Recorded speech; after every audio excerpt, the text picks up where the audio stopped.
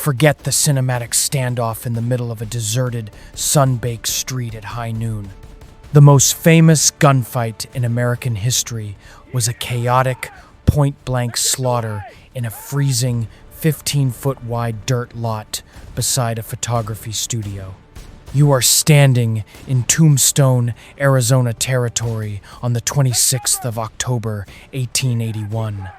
The air is biting cold, thick with the smell of horse manure, freezing rain, cheap whiskey, and unwashed wool. You are not watching a noble, choreographed duel between righteous lawmen and honorable outlaws. You are watching heavily armed, terrified men butcher each other from 6 feet away because a local political feud spiraled completely out of control. There is no dramatic pause. There is no swelling musical score. There is only the deafening, concussive roar of black powder revolvers and a double-barreled shotgun exploding in an enclosed space, blinding you with thick white smoke and spraying burning powder into the faces of the dying. Men are screaming, horses are thrashing, and lead is tearing through human flesh at terrifying speeds. The reality of the frontier gunfight has been sanitized, packaged, and sold to you for over a century as a romantic ballet of justice. We are going to strip away the romance, the myth, and the Hollywood choreography. You are going to step into the blood-soaked dirt of 1881 and experience what happens when a massive lead bullet actually shatters a human body. To understand how this explosion of violence happened, you have to stand in the streets of Tombstone.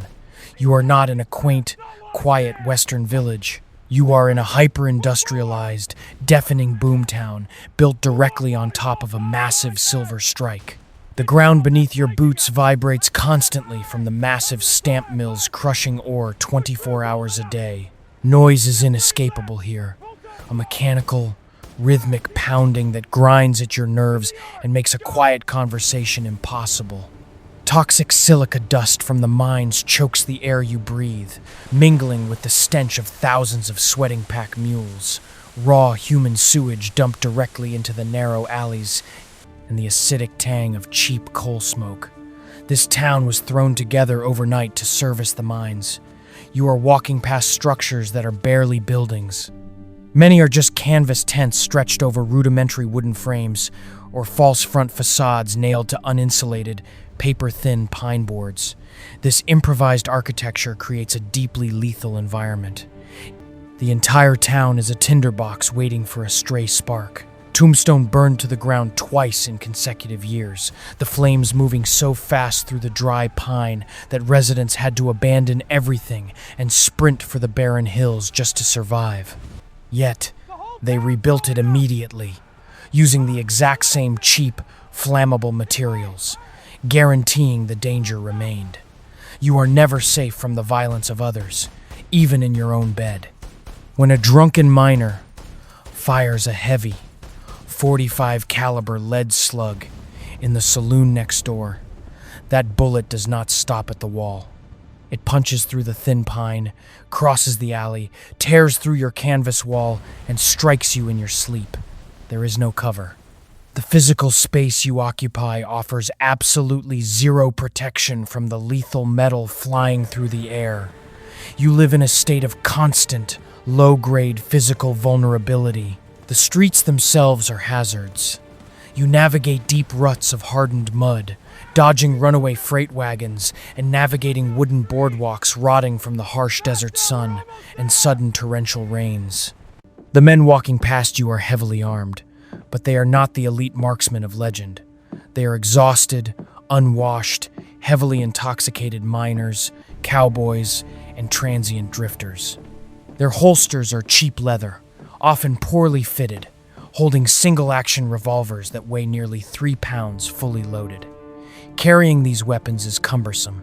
The heavy leather belts dig into your hips, causing constant chafing and nerve pain, while the exposed metal of the gun absorbs the freezing cold of the desert night and the blistering heat of the day. Drawing them is a clumsy, awkward motion. When tension snaps, the men around you do not engage in a fast-draw contest. They panic. They pull their guns wildly, their hands shaking from adrenaline, exhaustion, and excessive alcohol consumption. The threat is not the mythical sharpshooter stepping out of the shadows to call you out into the street. Instead, the real danger is the terrified, incompetent teenager with a cheap revolver who panics in a crowded room and starts pulling the trigger. The immediate danger of a close-quarters shot is not just the lead projectile tearing your flesh, but the blast of unburned black powder that permanently tattoos your face and burns your retinas blind. You wake up every morning in a bed crawling with lice, your clothes stiff with weeks of dried sweat and dirt. Water is a precious commodity hauled in on wagons, far too expensive to waste on a hot bath.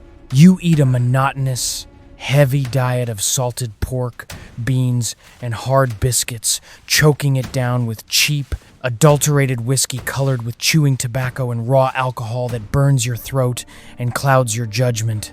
You work in the silver mines beneath the town, a suffocating, 100-degree hellhole where the air is so thin and toxic your lungs constantly bleed. Your body is already breaking down. Your joints ache from 14-hour shifts of brutal manual labor. You are exhausted, malnourished, and perpetually on edge. This is the compromised physiological state of the men pulling the triggers in 1881. When a dispute erupts over a card game or a political grudge, the escalation is immediate. There is no de-escalation training. There is only the sudden, violent clash of desperate men. You reach for your gun. Your hands are slick with grease and sweat. The heavy hammer of your Colt revolver slips under your thumb. When the gun finally fires, the recoil violently snaps your wrist. You miss your target entirely. Instead, your bullet shatters the femur of a bystander across the room. The reality of a gunshot wound in this era is a slow, agonizing descent into hell. If you are hit in the torso, you do not die instantly. The massive, unjacketed lead bullet flattens upon impact, mushrooming as it tears through your body, dragging pieces of your filthy woolen shirt, leather vest, and unwashed skin deep into your internal organs. You collapse to the floor, gasping for air as your lungs fill with your own blood. The pain is absolute and inescapable. You are carried to a back room or a doctor's office that doubles as a barber shop. There are no sterilized instruments. The physician probes your open wound with unwashed bare fingers, searching blindly for the lead fragments while introducing massive amounts of new bacteria directly into your bloodstream. If the bullet shattered a limb, the only viable medical response is immediate amputation. You are held down by 3 men while the doctor saws through your bone. There is no effective anesthesia, only raw whiskey and a leather strap clamped between your teeth. You feel the metal teeth of the saw tearing through your marrow. The survival rate for a shattered femur in 1881 is abysmal, with mortality hovering around 50%. If you survive the initial blood loss and the devastating shock of the amputation, you face the inevitable onset of gangrene. Within days, the remaining flesh turns black and necrotic. The smell of your own rotting body fills the room, clinging to the clothes of the people trying to nurse you. You spend your final week locked in a violent fever delirium, screaming in agony until the systemic infection finally stops your heart. This is the true cost of a 3-second altercation. The violence does not end when the smoke clears. It lingers in the blood-soaked floorboards and the agonizing screams echoing from the surgeon's table for days. The badge pinned to the man stepping over your bleeding body does not mean he is there to help you. The local law enforcement is simply a rival criminal syndicate operating under the protection of a tin star. Erase the myth of the righteous frontier lawman bringing civilization to the savage West. The men wearing the badges in 1881 are not objective peacekeepers.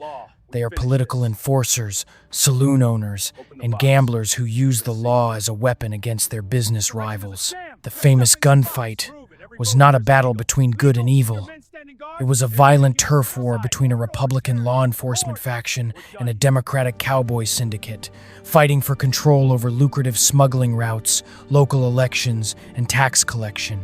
When you look at the systemic violence of this era, the men shooting each other in the streets are only a fraction of the death toll.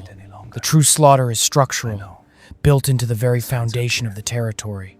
If you are a working-class resident, you are far more likely to die from the system itself than from a revolver. You drink water contaminated with typhoid because the town's sanitation policy consists of dumping raw waste into the same watershed that supplies the wells. You succumb to diphtheria or tuberculosis in a crowded, unventilated boarding house because the local government invests everything in extracting silver and nothing in public health. You are viewed as an expendable resource, a body meant to generate wealth for distant investors until you break. If you are a Chinese immigrant laborer in this town, the threat of violence is absolute and suffocating. You are barred from working in the lucrative underground mines by violently racist union policies. You are forced to scrape a living operating laundries, running restaurants, or hauling heavy buckets of water under the brutal desert sun. You live in a segregated, cramped district called Hoptown, constantly targeted by the same cowboys and lawmen who claim to be taming the frontier. Your physical space is deliberately confined to the most undesirable, dangerous plots of land, where sanitation is non-existent and the risk of catastrophic fire is highest. You are robbed, beaten, and murdered with absolute impunity. When a drunken miner shoots at your feet to make you dance, or when a mob burns down your business, you cannot go to the sheriff. The sheriff is the one collecting extortion money from your neighbors. The legal system does not recognize your humanity. You are legally prohibited from testifying against a white man in court. If someone murders you in broad daylight, the killer walks free because your eyewitness account is inadmissible by law. You navigate every single day knowing that your life holds zero legal value, and that any white man can end it without facing a single consequence. If you are a Mexican freight driver hauling silver ore across the border, you face the exact same institutionalized terror. You navigate treacherous, isolated desert trails where the heat alone can kill you, only to be hunted by heavily armed syndicates. You are ambushed by the very outlaws the romanticized histories call cowboys. They slaughter your mules, steal your valuable cargo, and leave you bleeding to death in the desert dirt. When your family petitions the local government for justice, they are ignored. The outlaws who murdered you are protected by a network of corrupt politicians and sympathetic ranchers who profit from the stolen goods. You realize that the law is not a shield. The law is a tool of extraction, designed to protect the capital of white landowners and mine operators while treating your body as disposable refuse. The gunfights that make the headlines are just the theatrical, explosive surface of a much deeper, quieter machine of systemic murder. When you walk into a modern emergency room with a traumatic injury, your survival depends entirely on a protocol born from the failures of this brutal era. The immediate administration of broad-spectrum intravenous antibiotics, the brilliantly lit sterile surgical theater, the precise radiological imaging that locates foreign shrapnel before a scalpel ever touches your skin. These exist because millions of bodies were sacrificed to the slow, agonizing rot of 19th century medicine. When a modern trauma surgeon scrubs in, they perform a ritual of cleanliness that would have seemed like alien magic to a frontier doctor wiping bloody hands on a filthy apron. You take the concept of a sterilized wound for granted. You expect the pain to end. The men bleeding out on the freezing wooden floorboards of an Arizona saloon had no such luxury. They simply lay in the dirt, watching their own blood pool around them, waiting for an exhausted physician whose only tool was a bone saw. The frontier was not conquered by the fast draw, but by the slow rot. Tell me in the comments which historical era we should tear apart next, and subscribe for more reality.